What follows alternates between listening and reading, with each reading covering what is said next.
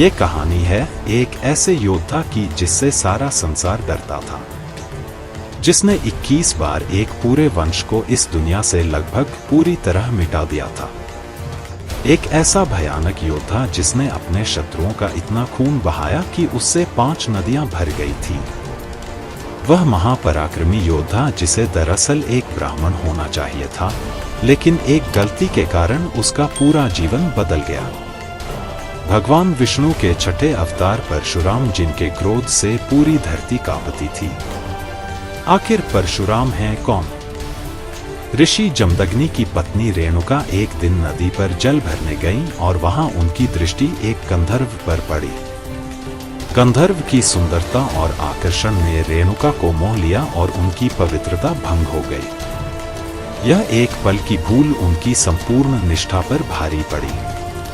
वे लौटे तो ऋषि जमदग्नि ने उनकी आंखों में सत्य देख लिया। उनका क्रोध अग्नि की तरह भड़क उठा। उन्होंने अपने पुत्रों को आदेश दिया कि वे अपनी मां का सर धड़ से अलग कर दें। चारों पुत्रों ने इस आज्ञा को मानने से इनकार कर दिया, लेकिन सबसे छोटे बेटे परशुराम ने अपने पिता के आदेश का पालन किया और अपनी मां का वध कर दिया। इस कृत्य ने परशुराम की निष्ठा और कर्तव्य परायणता को साबित किया। हालांकि बाद में उनके पिता ने परशुराम की भक्ति से प्रसन्न होकर रेणुका को पुनर्जीवित कर दिया। परशुराम ने महर्षि जमदग्नि से ही नहीं, बल्कि भगवान शिव से भी शिक्षा प्राप्त की। भगवान शिव ने परशुराम को अपने दिव्य अस्त्र शस्त्र और अजेय युद्ध कौशल प्रदान किए। यह शिक्षा और वरदान परशुराम को अपराजेय योद्धा बनाने में सहायक सिद्ध हुए। उन्होंने भगवान शिव के परशु को अपना मुख्य अस्त्र बना लिया, जिससे उनका नाम परशुराम पड़ा।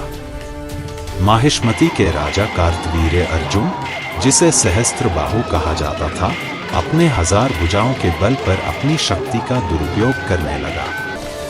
एक दिन उसने ऋषि जमदग्नि के आश्रम में आकर कामधेनु गाय को जबरदस्ती ले लिया। इस अपमान और अन्याय ने परशुराम को क्रोधित कर दिया।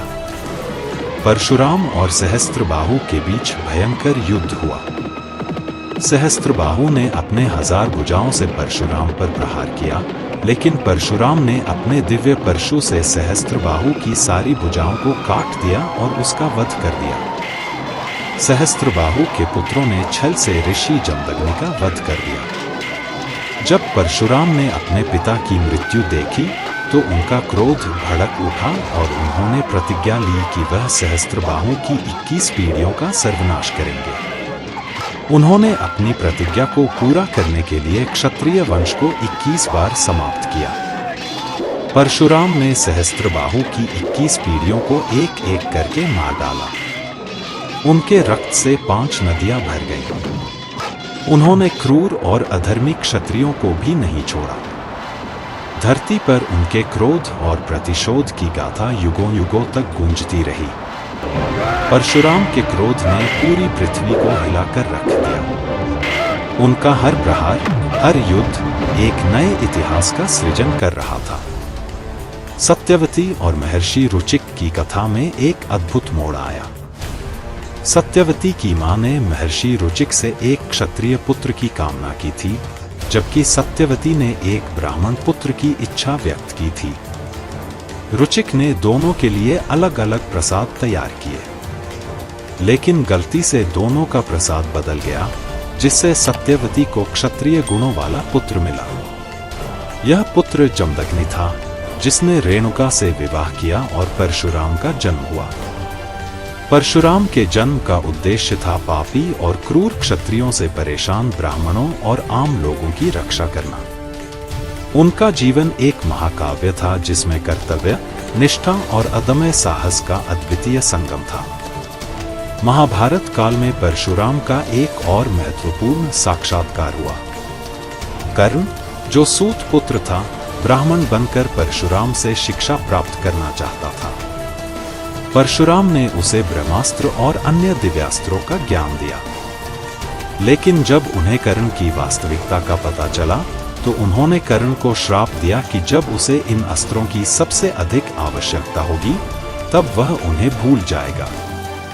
परशुराम का जीवन एक योद्धा के रूप में ही नहीं, बल्कि एक गुरु और एक समाज सुधारक के रूप में भी उल्लेखनीय रहा। उन्होंने पापियों का संहार कर धर्म की स्थापना की। उनका जीवन और उनकी गाथा यह संदेश देती है कि कर्तव्य, निष्ठा और सत्य के मार्ग पर चलने वाला कभी हार नहीं मानता। यह थी परशुराम की कथा, जिसमें क्रोध, प्रतिशोध और निष्ठा का अद्वितीय संगम है। उनके जीवन की यह गाथा हमें यह सिखाती है कि निष्ठा और कर्तव्य के मार्ग पर चलने वाले कभी हार नहीं मानते।